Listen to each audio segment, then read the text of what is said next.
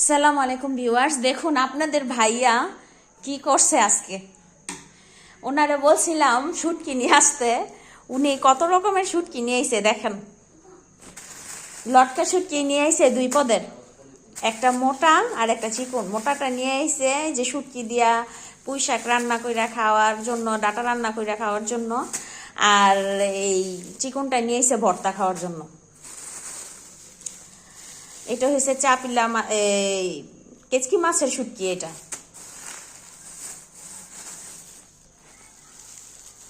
এটাকে কি মাছের শুটকি জানি বলে। এটা দিয়া তরকারি রান্না করে খাওয়া যায়, অনেক মজা এই শুটকিটা। তো এটা দুই দুই পুটলা নিয়ে আসছে। আর এটা হচ্ছে গিয়া পুটি শুটকি। পুটি শুটকির ভর্তা খুব ভাল লাগে খাইতে, এই জন্য নিয়ে এসে। আর কি নিয়ে এসে, হস পাখি নিয়ে এসে, তারপরে জিরা ফাঁকি নিয়ে এসে, হলুদ ফাঁকি, মরিচ ফাঁকি, এগুলা নিয়ে এসে আপনাদের ভাইয়া।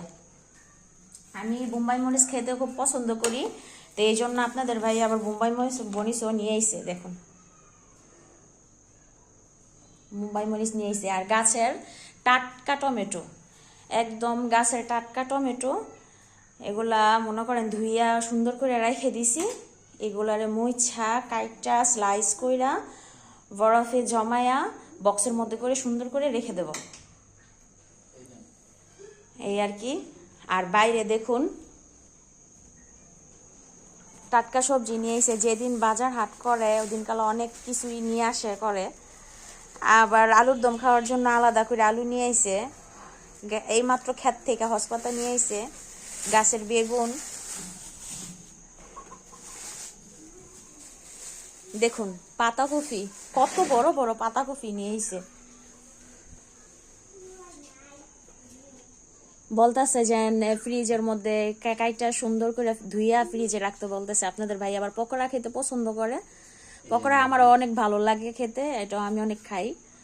আর এই যে মূলা নিয়ে এসে। আর দেখুন টাটকা বেগুন, একদম গাছের সব কিছু টাটকা। আমাদের এখানে সব কিছু টাটকা।